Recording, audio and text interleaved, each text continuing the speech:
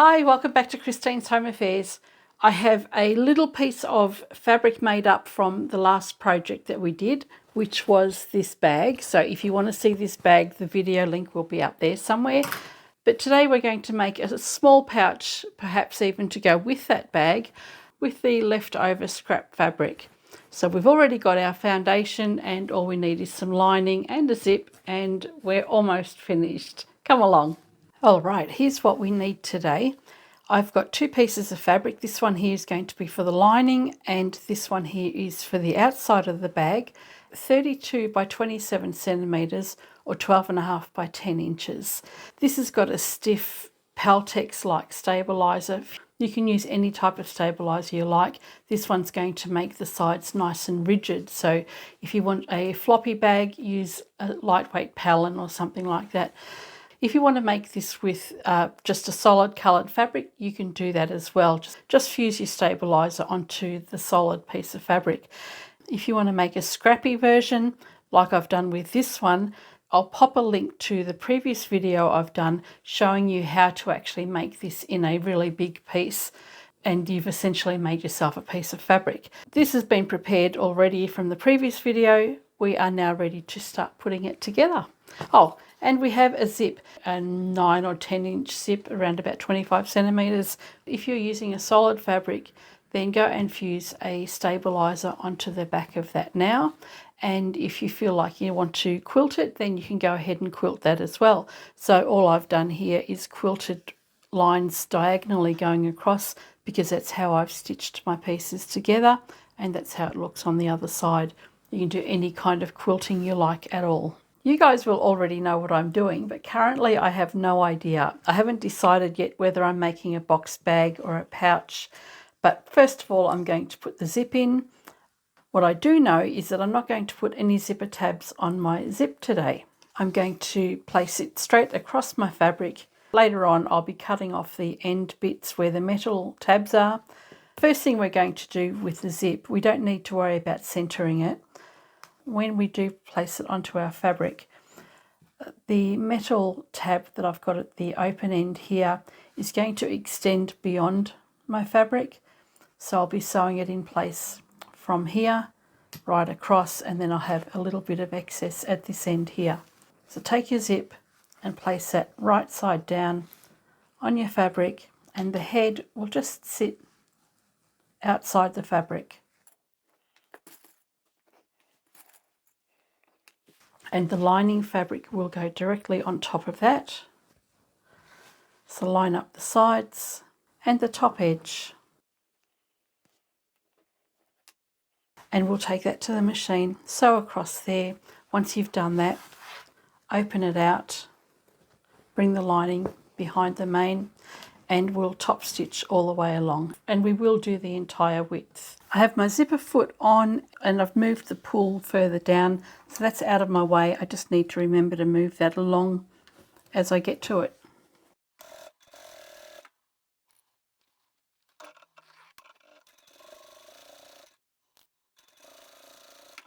I'll separate the fabric, just finger press a crease in the lining, bring that to the back, and we can top stitch along the edge there.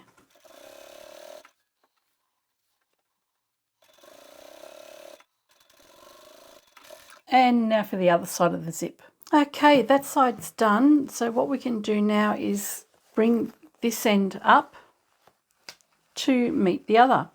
You want to line up the straight edges on the side here and on this side as well, and then you can clip it all in place.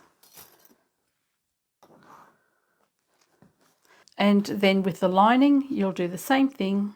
Bring the edges up, line them up on the side there, and then line it up along the top.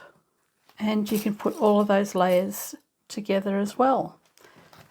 Then this will go to the machine and we'll sew down this long edge here, and then we've got to turn it the other way around and we'll do the top stitch.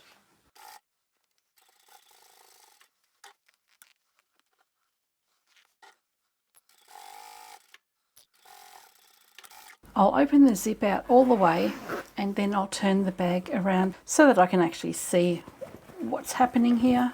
So what I'm going to do with the fabric as it is here is just turn that so that the outside is folded on the inside. Starting at the end of the zip that's all the way open, I can place these layers underneath the machine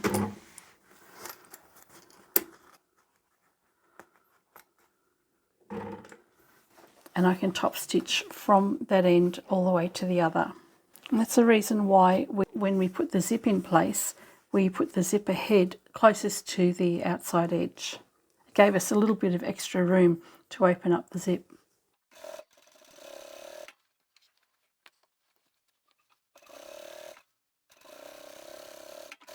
Okay, this is what we have now. Now I have to make a decision. Do I want to make a boxed pouch, or shall I make a little pouch that sits kind of like that? All right, I have a bit of a think about that and see what I want to do. Okay, a boxed bag it is. Turn your fabric inside out so that you've got the main fabric on one side and the lining on the other, and then line up the center where the zip is, match up those seams at the end there. Then you can pop a pin into the end just to mark the center, or you can use a pen and mark it. We'll do the same on the other side, and we'll also do the same for the lining. Okay, I've been having a bit of a play and think about what size box corners I want to have, and the lines that I've marked here are my seam allowance. So I have a 1 centimetre or 3/8 inch seam allowance. I've only got a small product here, so I don't need my boxed corners to be too big. And we're going to be cutting the boxes out, which means that whatever we cut out, we've got a seam allowance on top of that, which will make our corners even bigger.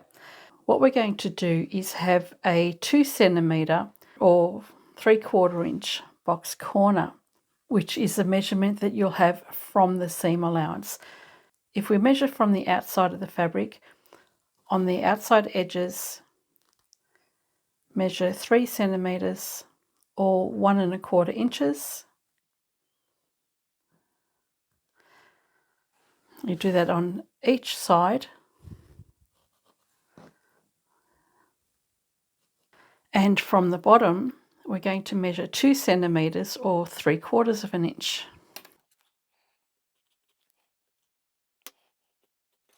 So this is perfectly square from the stitching line out and down on both sides. If you're working with inches, what you can do is work out your seam allowance and just make sure that it is a square from the stitching line out. You can make it whatever size you like. We'll do the same from the other side. From the fold, we have 2 centimetres or 3/4 inch, and from the side seam, we have 3 centimetres or 1 1/4. So once we've got the corners marked, we can cut those out.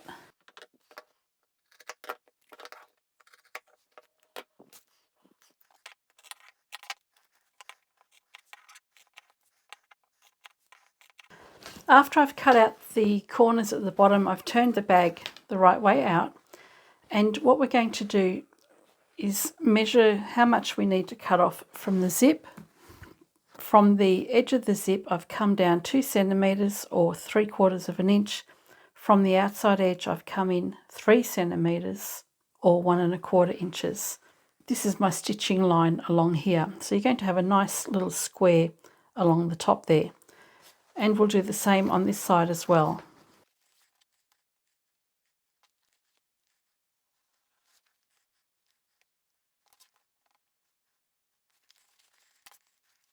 So what we've got here is a boxed corner on the top, and on both sides here we need to trim our zip back, and we also need to cut this out. The first thing I want to do is secure the zipper teeth so that they don't come apart. So what I'm going to do here, this is the 3 centimetres from the outside edge we've come in. I'm going to sew the zipper teeth closed just along there, and this is 3 centimetres from the outside in as well. I'm going to come in just a little bit and sew the zipper teeth closed on this side as well. It's always a bit fiddly closing this side when you're using a regular dress zip, so what I like to do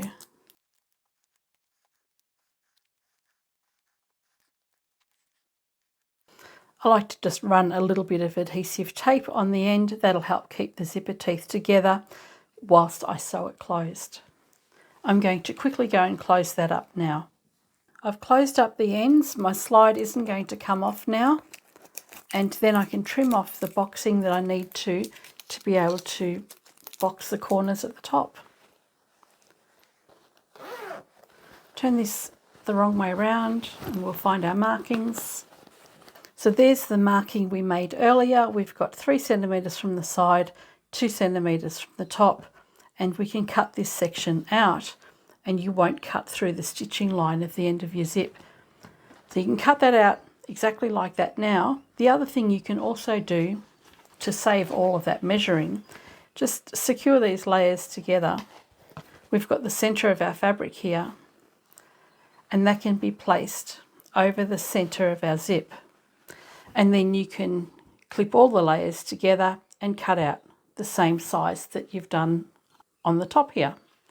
So it's up to you whether you want to cut out your box like this individually or you just want to follow the pattern that you've already created. And that's what I will do.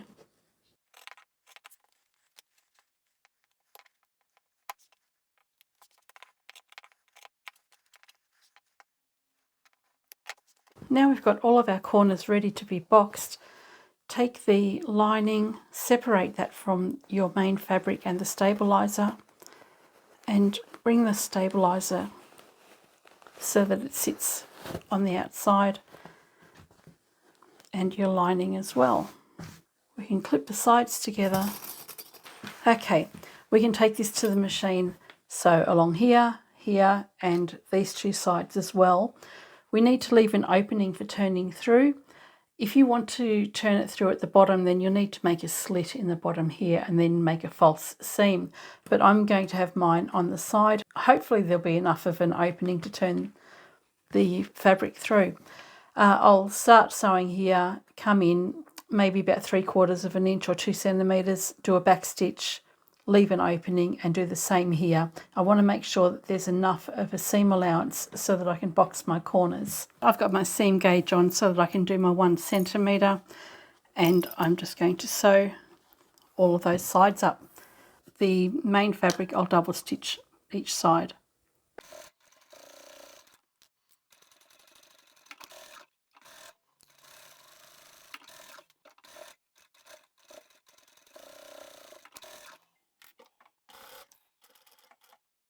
And I need to leave an opening on this side. I want to put some tabs beside my zip as well. So I've got some scrap fabric here that I can use. All it is just a piece of fabric that's folded in half again, bring the edges together, sew down the long edges and make yourself some strips. I'm in the middle of making some more chapstick holders and these are some excess ones. But what I'm going to use today is the zip. So I've got the end of my zip that I've cut off. We've got the little metal bar at the end there. I'll just trim that off. And then I have 2 zipper tabs. So what I'm going to do is fold that in half and they will be my tabs on the inside of the bag. If you go to the right side of the fabric here, pop the fold inside and clip it to the edge of your zip inside there. And we'll do the same with the other piece, making sure it goes into the main bag, not the lining. Very difficult to see, but I've got that little zipper tape on the inside there, as well as the other end. Now we can close up the corners. So with the bottom edge here, just press that down. You can get your fingers in there and even out that fabric. And it's up to you if you want to press your seams open or have them going to one side. I'm going to press mine open. I'll take that to the machine and sew along here, and we'll do the same for this side, and we'll also do the same for the bottom of the lining. Before you've sewn up your side seams, you wanted to make sure also that your zip is open nearly all the way.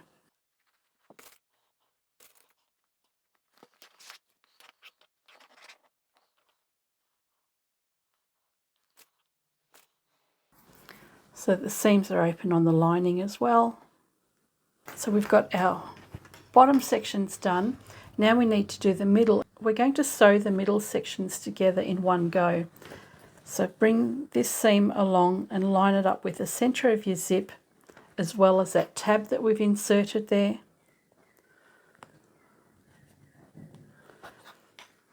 Take the lining and you'll open that out as well, because we're going to sew these all at the same time.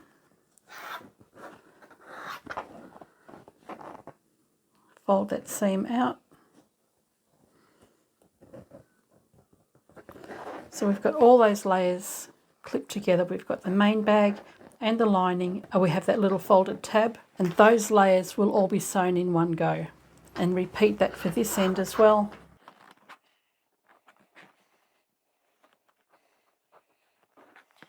This is always extremely fiddly when you're doing smaller boxed bags, but it's doable. It just needs a little bit of patience. So this section here has a zip in it. We'll sew through all of those layers together on this side as well. This section here doesn't have the zip in it, so we'll do the bottom separately, and the same with the lining. I'll get the bulky section out of the way first.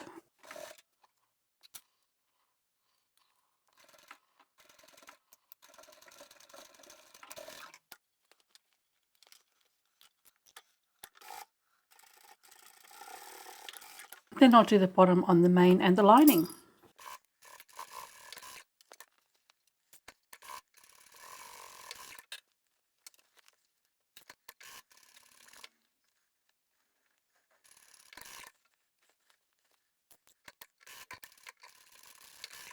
Now that that is all done, I'm going to find my opening, turn the bag the right way around, and then I'll close up that little opening on the side. I'll poke out all my corners as well, make sure everything looks nice before I close it up.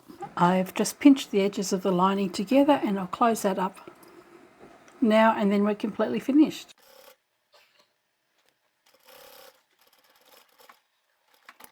All right, the side seam is closed up and we have a completed little bag. How cute is that? Out of that whole piece of fabric that I made in the previous bag, this was the last piece of fabric that I had left, and not a single scrap of fabric was wasted. Even managed to use up the excess zipper tape. So there's our opening in there, and lots of room to store all your bits and bobs. It'll actually even go nicely inside this little bag here. Not that there's much room for anything else. But now you have a matching handbag and a little matching toiletry bag. Well, I've come into my studio with no plans whatsoever today and ended up finishing a little toiletry bag, so I'm pretty pleased about that. I think this has turned out pretty good as well. Because of the rigidity of the stabilizer that I've used, this bag sits up quite nicely, but you could easily go and do that using a regular lightweight palin as well. Even in interfacing, it just makes it a lot more floppy. And as you've seen, it fits nicely inside the little handbag that we made the other day. That was totally unexpected as well. So it's nice to be able to use up a bunch of scrap fabric and get 2 projects out of it too. I must confess, the turning through of this bag was a nightmare. If you're going to go and make this, I'd recommend using 2 pieces of lining. When I write the description down, I'll write down the size for 1 piece of lining as well as 2 individual pieces. Turning it through on the side when it's such a short bag is really difficult. It took quite a while. So you're better off having your opening on the lining at the bottom rather than the side. So I'll put the measurements up for that for 2 lining pieces, but otherwise you can do everything else exactly the same. I hope you've enjoyed this little video, and I shall catch you next time. Bye for now.